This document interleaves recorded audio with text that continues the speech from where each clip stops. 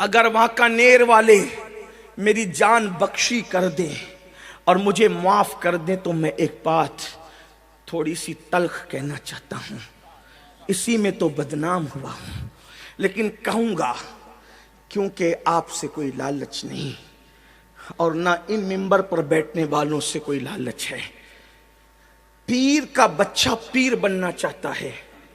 لیکن عالم کا بچہ عالم نہیں بننا چاہتا۔ پیر اپنے بچے کو پیر بنانا چاہتا ہے لیکن عالم اپنے بچے کو عالم نہیں بنانا چاہتا۔ وجہ اس لیے کہ اسے پتا ہے مجھے کچھ بھی نہیں آتا، باپ کی خلافت لے کے پیر بن جاؤں گا تو ہاتھ بھی چومے جائیں گے، دعوتیں بھی ملے گی اور نذرانے بھرپور ملیں گے۔ لیکن عالم کا بچہ عالم اس لیے نہیں بننا چاہتا اور عالم اپنے بچے کو عالم اس لیے نہیں بنانا چاہتا کہ امامت کر کے ان جاہل ترشٹیوں کی اتنی باتیں سنی ہے۔ ایک بیوی اپنے شوہر کی جتنی باتیں نہیں سنتی اس سے زیادہ جاہل ترشٹی امام کو باتیں سناتے ہیں۔ ایک بیوی اپنے شوہر سے جتنا نہیں ڈرتی اس سے زیادہ امام اپنے ٹرسٹیوں سے ڈرتا ہے، تو وہ سوچتا ہے کہ جب میں نے اتنا ظلم برداشت کیا تو میں اپنے بچوں کو اس ظلم کی آگ میں کیوں جھونکوں، اس لیے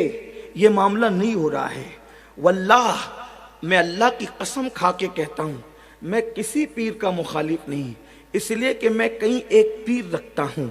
ایک پیر سے تو مرید ہونے کا شرف حاصل ہے اور درجنوں پیر نے مجھے خلافت اپنے کرم سے دے رکھی ہے، اس لیے اتنے مشائخ رکھتا ہوں۔ پیروں کی بے ادبی کو میں گمراہی سمجھتا ہوں، سچے پیروں کی بے ادبی کو سوء خاتمہ کا میں ذریعہ سمجھتا ہوں، اس کا سبب سمجھتا ہوں۔ لیکن آپ سے پوچھتا ہوں اس کے قصوروار تم ہو، تم کہ تم نے ان جاہلوں کو جن کو کلمہ پڑھنا بھی نہیں آتا ان کے ہاتھ تو چومے، لیکن وہ علماء جو تمہاری بچے کے کان میں اذان سے لے کر تمہارے باپ کی نماز جنازہ تک پڑھاتے ہیں تم ان کے ہاتھ نہیں چومتے، تم ان کو اوپر نہیں بٹھاتے، تم تو کہتے ہو یہ 2 کوڑی کا مولوی کیا جانے، لیکن جانتے ہو جس کو تم 2 کوڑی کا مولوی کہتے ہو اسی کو خدا اللہ والا کہتا ہے۔ آپ کیا سمجھتے ہو اللہ والا، آپ جس کو اللہ والا کہیں وہ اللہ والا نہیں ہو سکتا۔ اللہ نے اللہ والا کس کو کہا؟ قرآن اٹھا کر دیکھے، میں قرآن کی بات کرتا ہوں۔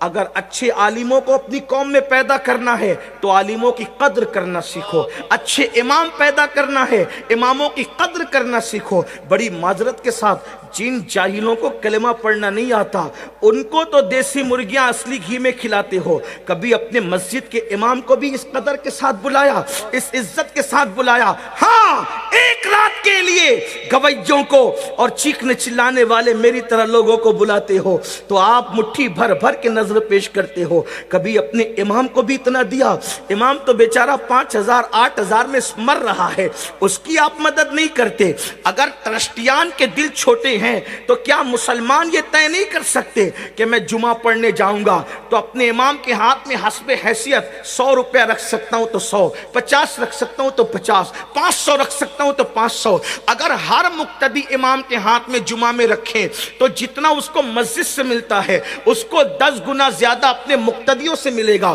اور جب وہ خوشحال رہے گا تو وہ بھی چاہے گا کہ میں اپنے بچے کو اچھا امام بناؤں گا، اپنے بچے کو اچھا عالم بناؤں گا۔ لیکن میرے عزیز آپ ایسا نہیں کرتے تو ہمارے پاس اب اچھے عالم ختم ہو رہے ہیں، اچھے عالموں کا فقدان ہو رہا ہے، لوگ نہیں پڑھنا چاہتے، ماں باپ پڑھانا بھی نہیں چاہتے۔ مگر یاد رکھو علماء کی اگر تم عزت نہیں کرتے، میں یہ نہیں کہہ رہا ہوں کہ پیروں کی نہ کرو، میری بات کا غلط مفہوم نہ لینا، واللہ میں اپنے مشائخ کے پیر تک چومتا ہوں اور میں سمجھتا ہوں کہ اللہ نفل عبادتیں مجھے وہ مرتبہ نہیں دلاتی جو میرے مشائخ کا احترام مجھے مرتبہ دلاتے ہیں۔ میرا عقیدہ اور نظریہ یہ ہے